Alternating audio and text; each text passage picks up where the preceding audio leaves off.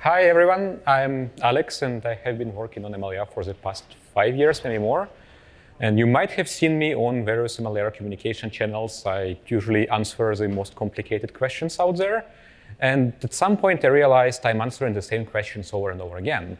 And that despite me talking about MLIR all over the place and like having delivered maybe a dozen of talks about what MLIR is.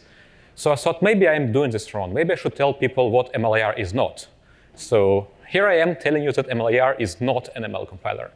And what I mean by that is when people look for ML compilers, they usually look for some performance. So the kind of questions they would come to the MLIR channel and ask is, what is the performance of MLIR generated code for the second layer of a ResNet 50? And it's a good question to ask if you have an ML compiler. So if you have something like XLA, you can write these 3 or 5 lines of Python and get a number. It will be n milliseconds. I don't really care how much. It will be a number. You can get the same with torch TVM. You can get the same with torch inductor. And all these numbers are different. You can compare. You can choose. If you ask me the same question about MLIR, all I can do is shrug. Like, the question is not really well posed. Well, it really depends. What dialects have you used? Which transformations you applied to them? How is this all lowered? I don't know how to start answering that kind of question people are looking for an ML compiler.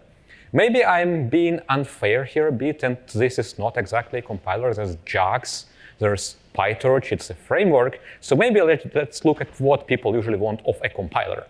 So let's say I have a bunch of C++ files, and I know how to use LLVM, so I want to get a binary. What I do here, I take these C++ files, give them to Clang. Clang gives me an executable. I can run it. Nice. If I have Fortran files, I can give them to Flank. Same will happen, I have an executable. Well, if I want a faster executable, I can just ask Clang to make it faster for me by asking to optimize. I'm a compiler engineer. I know there is this fancy polyhedral optimization, so I'm not scared to asking Clang to run this poly thing that does fancy polyhedral optimization, and hopefully I get an even faster executable. Now, if I have a .mlir file, and I want to run that, what should I do? Yeah, I see some people laughing. Yes, that's roughly what I should do to run an MLIR file that has a convolution in it. And I answer this question a lot. I actually don't remember the answer to it. It's impossible to remember. I took it from a test. And OK, yeah, maybe it's fine. And as a result, I still get a .mlir file. So if I actually want to run this, even on a simple CPU, I then need to give it to another tool, MLIR translate, which will give me .ll file in LLVM, which I then give to Clang again, so I can finally give an executable. And even if I ask Clang to make it fast, it's not that fast because we're missing out on all of the high-level optimizations MLIR can do. So it's not optimal. There's actually worse than that. So who cares about convolutions these days? Everybody uses these large language models, and here they have a attention block that has a softmax. So I wrote out an MLIR, gave it to the same MLIR opt/something scary command line, and it just exploded and showed me a screen of errors saying, well, actually, you have a mass exp somewhere, and it's not handled in that line. So how do I even know how to use this thing? How do I compile with MLIR? And basically, at this point, I realized MLIR is not a compiler, let alone an ML one. And you may look at me and say, well, Alex, maybe you're stupid. You're using MLIR opt. MLIR opt is clearly not a compiler, right? It's an optimizer driver. Or maybe you can be more precise and say, well, MLIR opt is not a compiler frontend. But the problem is there is no compiler frontend for MLIR. So how I would go about building a frontend for MLIR? Well, if I were to start with C++, it's kind of easy. There is a C++ standard that explains what C++ is. I'm targeting a specific architecture. Let's say it's Linux on x86. It's well described in the spec, so I know what my input is, I know what my output is. If I have MLIR, well, maybe I can share target info with Clang, but on input we have this dialect system. I hear it's really powerful. But it's a problem. When we usually talk about dialects, when dialects is something we people speak, and when I talk, I don't speak multiple dialects at the same time, so it's kind of a bad analogy.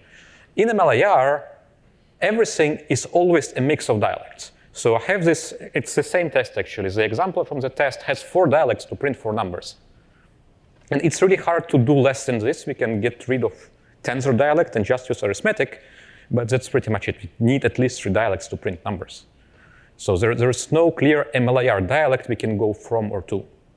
Well, maybe not dialects, but there must be a common set of instructions. I hear people talking about MLIR, IR. It's like an intermediate representation, should represent something. So here's the exhaustive list of operations that are built into MLIR. I cannot do much with this. There are 10 types, so I can probably do something with types, but that's all there is that's built in. Well, maybe there is a set of upstream dialects that live in the LLVM repository that should be considered a common set of instructions. Well, I counted there's 41. Actually, when I made slide, there are 41, there's 42, there's one that landed on Tuesday, and it's going to get worse. Like, how do I handle this? Well, maybe we should say, let's say some of these dialects are more standard than others. So if you have been around MLIR for a while, you might have seen a standard dialect. You might have seen me yesterday wearing a standard dialect maintainer t-shirt. Well, there was a standard dialect, and we split it into 11 dialects. 2 of these were added later that would qualify for being a standard, but basically there are very good reasons to split them: maintainability, understandability, and one of the things is basically I didn't want to sit in the standards committee for MLIR. So there is no standard dialect, there is no IR. How do we handle this? Well, if you look back at this example, actually, if you take the time to read through this, there are 2 things that are happening here. One is it's moving from tensors to buffers, and when this test was written, it has not been using the new cool one-shot authorization yet. So we have like 8 passes to go from tensors to buffers. And then the rest is converting the resulting soup of dialects to the LLVM dialect. So basically what happens here, we are doing only 2 stages. First we bufferize, then we lower the result to LLVM, and then we are kind of done. We can hand it off to LLVM and get an executable back. So this is something we can start building off to create a more usable compiler, like a proper compiler frontend for MLIR. And we can think about these stages, and we have the bufferization, this LLVM, and the result. And if we don't want to have a set of standard dialects, maybe we want to have a set of standard interfaces. Interfaces are this cool concept in MLIR. If you're not familiar with MLIR, but you are familiar with object-oriented programming, you understand what interfaces are. They're exactly what you think they are. So we can have standard or standardized interfaces for transformations we want to do on MLIR. And we actually started doing that. For bufferization, we have this bufferizable op interface. So we don't actually need to know which concrete ops and which dialects you have in the input. As long as they're bufferizable, bufferization can handle them. And we have the same for translation to LLVM. We do not exactly have it for conversion to the LLVM dialect. We probably should. I've seen some work in that direction, but it has not happened yet. And this thing can extend to other downstream projects like cheer, like operations on sparse tensors. There's basically big stages that we can extract from the MLIR dialect and pass soup. And this is all nice, and interfaces are great because you can have multiple interfaces on the same function at the same time. So for example, if we had these operations that can be lowered to LLVM, which is something that I would want to introduce, we can also have interfaces for ops that can be lowered to SPIR-V or to CUDA or to some GPU, and we can attach them to exactly the same operation and kind of do this branching and target specification. Well, it's all nice, but there is one problem. If I just say I have the same operations as before and want to map them to a GPU, well, I kind of missed the point. I'm not running them on the GPU properly. I don't have anything GPU specific. I haven't exposed any parallelism. I haven't used any fancy memory. I'm not even sure if I just do that, if it will even run on the GPU or just everything will happen on the host. Well, that's where I get back to MLIR opt, and that's a big misconception that we probably should fix. MLIR opt is an optimization driver. Well, if you run the help, and like the first line says, MLIR modular, it was before modular company, MLIR modular optimizer driver. So it's reasonable to assume that MLIR opt is an optimizer driver, and we have something else. We know we don't. But what's more important is that we now have 355 passes in MLIR opt. Out of those, 151 were test passes. Of the remaining passes, 91 can be qualified as some sort of optimization. These are the things you run to improve performance. But 113 are conversion or lowering. These are the things you actually must run to generate any code. If you don't run conversion, if you start with tensor IR in TOSA or lineage or anything, I don't have a processor that runs TOSA. I need to go to LLVM or something that can go to assembly. So actually, most of the passes we have in MLIR, they're not optimization passes. We're not optimizing anything. We're just making an IR that can run on a specific platform. And then I put optimization in quotes because some of them are kind of optimization, like discovering parallelism and mapping parallelism to GPUs is optimization you could run on CPU, it's just slower. But you also kind of should run this if you're going to a specific target. So if we dig a bit deeper into this path classification, there are more or less 3 big categories. There are lowering passes. And basically, if you don't run this, you cannot generate any code whatsoever. So like lowering out a fine dialect would be one of those. There are passes that are clear optimization, which can be split into 2 parts. One is optimizations that we want to always happen, always beneficial things. We tend to put that in the canonicalizer. There is a big debate whether we should have a canonicalizer, one canonical form, multiple canonical forms, I don't know. And there are some passes that require heuristics, and MLIR quite notoriously has very little heuristics, so kind of have to control all of that, and we don't have a good mechanism for it yet. And then there is a thing I call target adaptation, where you cannot go to certain targets without that, but you can go to some other targets. And then there are all sorts of intersection of this. So there is a thing I call targeted lowering, where you are both lowering an abstraction and kind of adapting to a target. So when you start with parallel loops and say, well, now I'm going to GPU, and I'm going to start introducing a GPU abstraction, we can argue whether GPU abstraction is lower level than parallel loops. In the conversion stack, it is, so I call it lowering, but it's basically something that you do to both change the abstraction and adapt to a target. Then there is an intersection of target adaptation and optimization, which I call specialization, where you know that some things are running better on a specific target. So unless you are going to the target, it might be even harmful to run this for performance. But if you know I'm going to a GPU and I have shared memory, I pretty much don't want to have my pointer arithmetic to be 64-bit because GPUs are not efficient with that.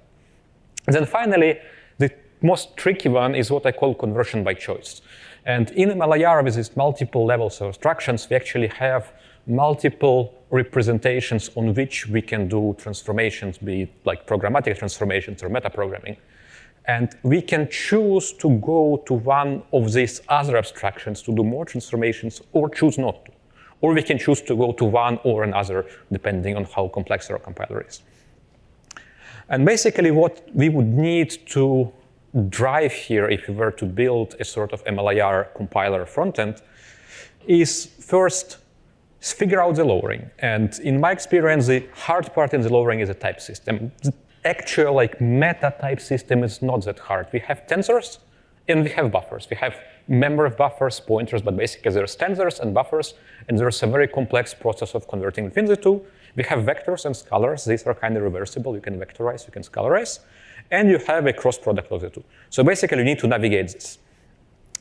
In addition to that, we need to specify what the target is. We can have multiple targets. We can have one target. We can have like a heterogeneous thing that targets multiple possible architectures with a switch in the middle. But what you do, you start with an unknown target and you progressively refine. So you can at some point say, well, actually, no, I'm going to go through LLVM for code generation. And then you can say, well, I know I go to a CPU-based execution through LLVM. And then I say, I'm going to an x86 CPU, which has the AVX file instruction set.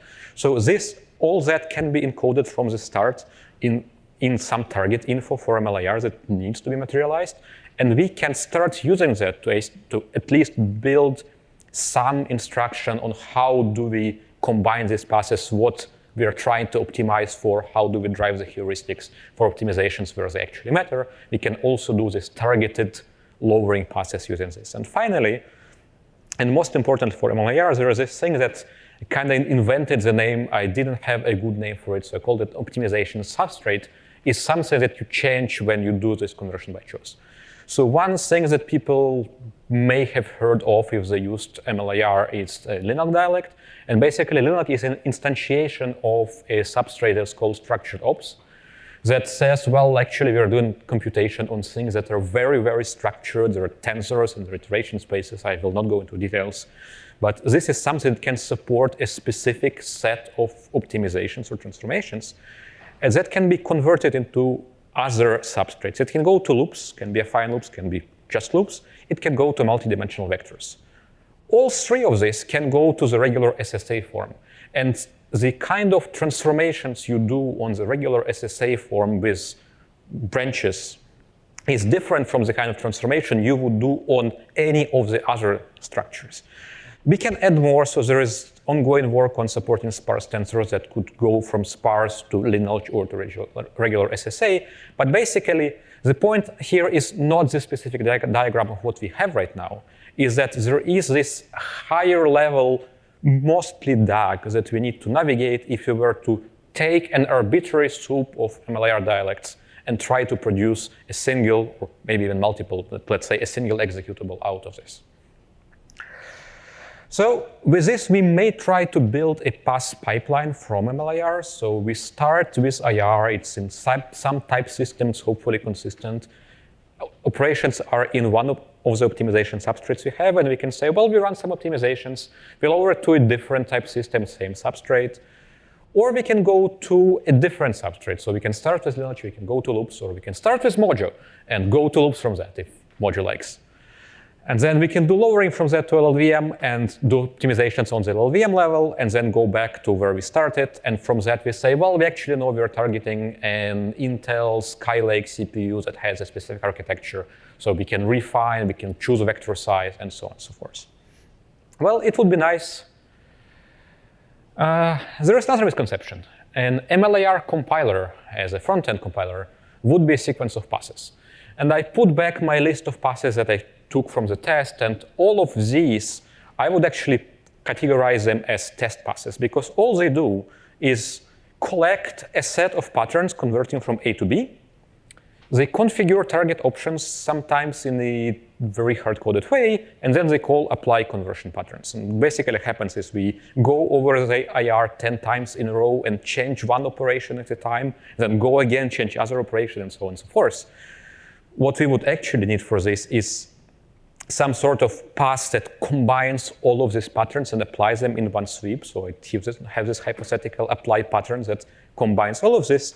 That's more efficient, that is configured in a single place, and that is actually the expected use of MLIR conversion patterns. I know many people have pass pipelines converting, like let's convert arithmetic to LLVM and SCF to CF and then CF to LLVM as well. That's not what we intended people to do. We intended them to actually build these passes. And understand I'm asking too much. I'm asking people to write compiler passes only so they can run a simple program. So that's something we should arguably fix in upstream MLIR. Well, I'm going back to the title of my talk, and misconception MLIR is primarily for machine learning. Well, it's not exactly a misconception. MLIR has been born out of need for more efficient machine learning compilers. And there's a lot of MLIR that was driven and that was informed by what we would want to do for machine learning specifically. But the core constructs of the IR and what I would want to do for the MLIR frontend, it's not specific for ML. And there are other things that MLIR already has, and there are some downstream projects like CIRs that we've seen just before, like Circuit, like Flank, that use MLIR, that also can connect into this infrastructure. And that's basically a question. Should LLVM as a project provide an hopefully MLIR-based ML compiler? And I don't have a good answer to this. It's a question to the audience for discussion for the roundtable. Maybe everybody just wants to meta-program IR. Maybe everybody just wants to collect passes. I would like to have it. I don't know about everybody else. But I think if we do want to have this as a community, there is a way. So MLIR is not an ML compiler. There is no clear defined input or output format. There is no established pass pipeline. It's not really clear how to do it. There is no target information yet. There is pretty much no heuristic. There is no benchmark set. I think all of these problems can be solved. It's OK not to have an input format. We can have interfaces that are fixed. We can organize lowering around interfaces. We definitely should have better target information. We can drive transformation by either inserting heuristics that's parameterizable by target info, or have these meta-dialects like PDL or transform. For now, MLIR is a collection of abstractions to transform IR and assemble a compiler from it. And I would really like there to be an assembly that's kind of approved and supported and that we can use and show to people. So maybe MLIR is not an ML compiler yet. Thank you.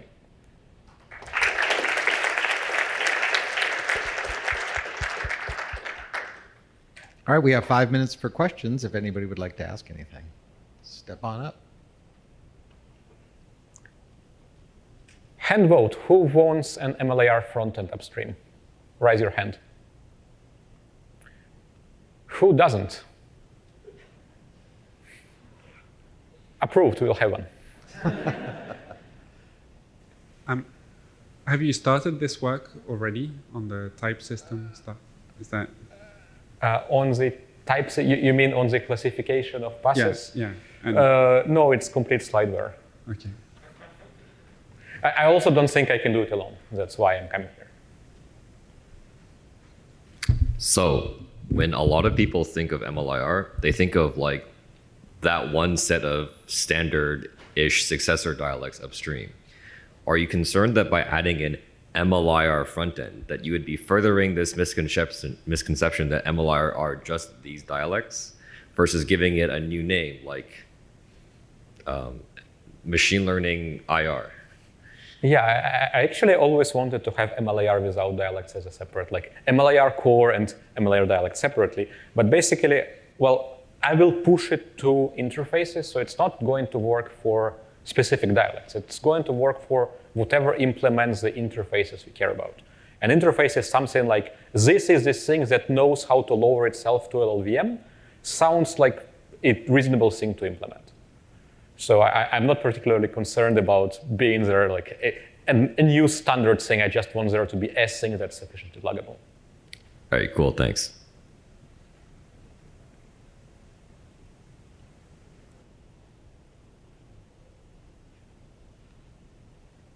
All right, that's the time we have.